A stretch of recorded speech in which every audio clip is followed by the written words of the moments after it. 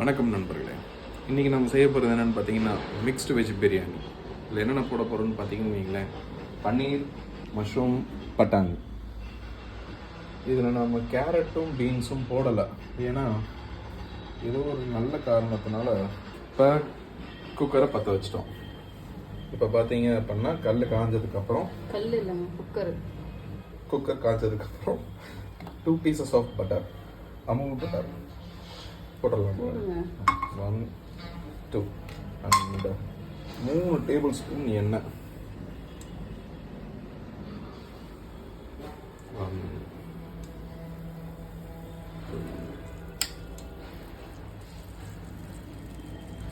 3. இதை காய விட்டுருங்க நண்பர்களே. நம்ம என்னென்ன இன்க்ரீடியன்ஸ் எடுத்து வச்சுருக்கோன்றத ஒரு தடவை பார்த்துடலாங்களா? இது மசால் தடவாத பன்னீர், இது மசால் தடவின பன்னீர், சிக்கன் மசாலா, தயிர் இதெல்லாம் போட்டு மேரினேட் பண்ணி வச்சுருக்குது. இது கொத்தமல்லி, இது பச்சை மிளகாய், இது புதினா, இது வெங்காயம். எவ்வளோ இருக்குன்றது சொல்ல மாட்டேன்ல, எல்லாமே தேவையான அளவு தான் இருக்கும். இது ஒரு பாக்ஸ் மஷ்ரூம், இது 3 பெரிய வெங்காயம், இது 2 தக்காளி, அது இஞ்சி பூண்டு பேஸ்ட்டு. இஞ்சி பூண்டு பேஸ்ட்டு அரைச்சிட்டு இந்த மாதிரி கப்பில் ஃப்ரீசரில் போட்டு வச்சிட்டோம்னா எடுத்து போட்டால் அது வாட்டுக்கு அப்படி டக்கு கறந்துடும். கொஞ்சம் தேவையான அளவுக்கு பட்டாணி, இது பாஸ்மதி ரைஸு, அது பிரியாணி மசாலா. ஸ்பைசஸ் சொல்ல மாட்டேன்ட்டேன். பட்டை, சோம்பு, கொஞ்சம் ஏலக்காய், இல்லை இன்னும் கொஞ்சம் இருக்குது, இல்லை இஞ்சி பூண்டு பேஸ்ட் எடுத்து போடணும். அடுத்து எனக்கே நீ சொல்லித்தர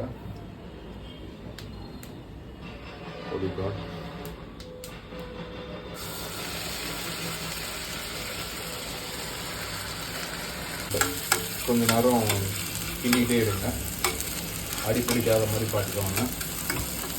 அடி பிடிச்சிச்சுன்னா வீட்டில் தான் அடி வாங்கணும்.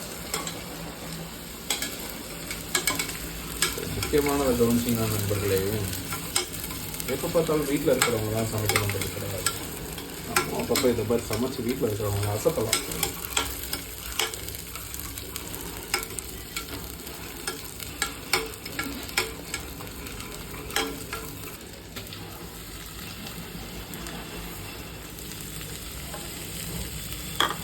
ஆனியனை போட்டு ஒரு கிளறுங்க. இப்போ பார்த்தீங்கன்னா நம்ம அசிஸ்டண்ட் வந்து நைட்டு நம்மளை தூங்க விடாமல் அழுதுகிட்டே இருந்ததுனால இப்போ அவர் டயர்டாகி படுத்து தூங்கிட்டாரு. அவர் இல்லாமல் நாங்கள் தனியாக சமைக்க வேண்டிய கஷ்டப்பட்ட நிலைமைக்கு தள்ளப்பட்டிருக்கோம். மாமா கூட விளாண்டுட்டு இருக்கான் அவன்.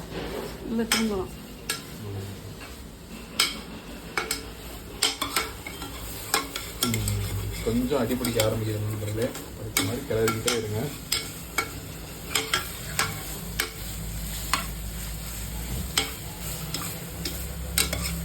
அடுத்து தக்காளி நண்பர்கள் போட்டுட்டு எல்லாத்தையும் கிளறிக்கிட்டே இருக்கணும், நல்லா பேஸ்ட் மாதிரி வர்ற வரைக்கும்.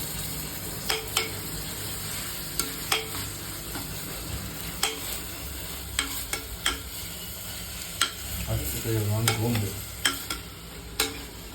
நீங்கள் பூரி மசாலா இது பண்ணீங்க அந்த மாதிரியா? இந்த சட்டியில் ஒரு ஓட்டை அழைக்கிறதுக்கு விவேக் சொல்லுவார் பார்த்தீங்களா நண்பர்களே, அந்த மாதிரி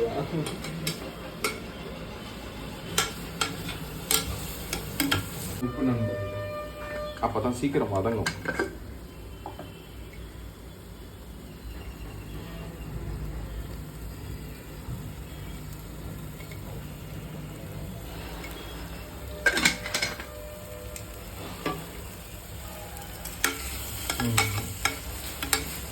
ஓரளவுக்கு பேஸ்ட் மாதிரி வந்துகிட்டு இருக்கு.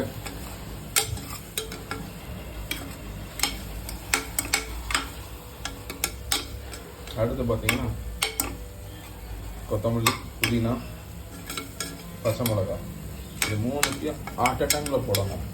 ஆனால் என்னோட ஒரு கை உடஞ்சிருக்குன்றதுனால நான் ஒவ்வொன்றா தான் போட முடியும். ஒத்த கையை வச்சுட்டு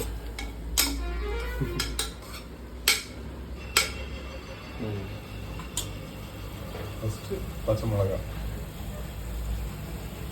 அடுத்து கொத்தமல்லி, அடுத்து புதினா,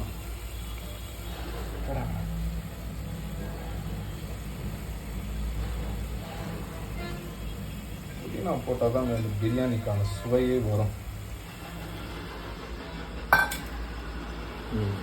மறுபடியும் நல்லா சுண்டுற அளவுக்கு கிண்டணும். வதங்குற அளவுக்கு இதெல்லாம் மேல் செஃப்ஸுக்கு புரியுற மாதிரி சொல்கிறேன்டாமா. தயிர் நண்பர்களே,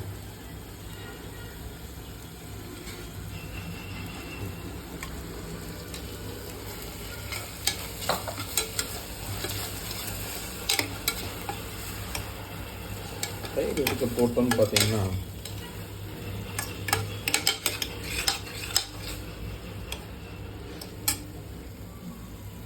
பிரியாணி மசாலா அதை போட்டு ஒரு 2 பெரட்டு.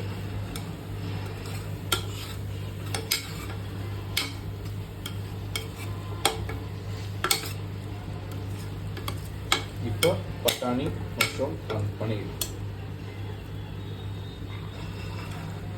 பட்டாணி, மஷ்ரூம்,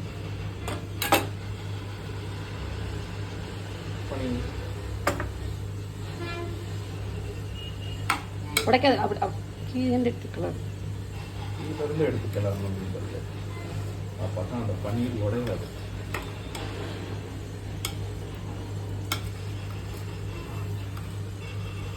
இதில் பன்னீர் இருக்கிறதுனால நாம் கேரட்டும் பீன்ஸும் போட மாட்டோம். ஏன்னா பன்னீரே நல்ல டேஸ்ட் இல்லை, அப்புறம் கேரட்டு பீன்ஸ்.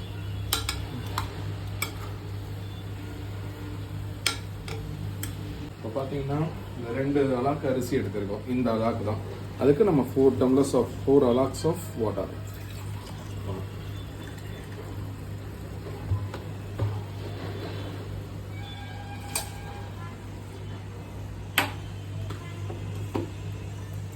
இப்போ ஒரு தடவை உப்பு டேஸ்ட்டு பார்த்துக்கோங்க. 2 கொதி வந்துருச்சு.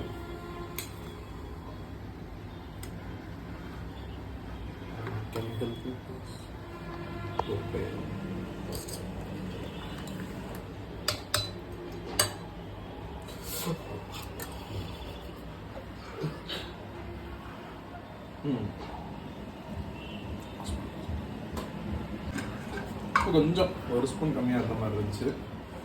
இப்போ ஆட் பண்ணிக்கிறோம், ஏன்னா இதுக்கப்புறம் ஆட் பண்ண முடியாது.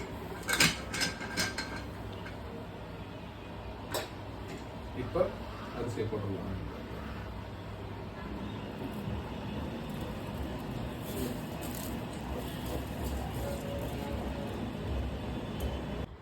அரிசியை போட்டு மூடியை போட்டு விசில் மாட்டிருக்கேன் நண்பர்களே. நான் விசில் போட்டு ஒரு கேம் விளையாடலான்னு வந்துட்டேன். பாஸ்மதி ரைஸ்க்கு ஒரு விசில் வந்தாலே போதும். அதுக்கப்புறம் இறக்கிடலாம், பிரியாணி ரெடி. அந்த மசால் போட்ட பன்னீர் எதுக்கு? சில்லி பன்னீருக்கு. பாய் நண்பர்களே, பிரியாணி ரெடி. வா, கண்டிப்பாக ட்ரை பண்ணி பாருங்கள் வீட்டில், அருமையாக இருக்கும்.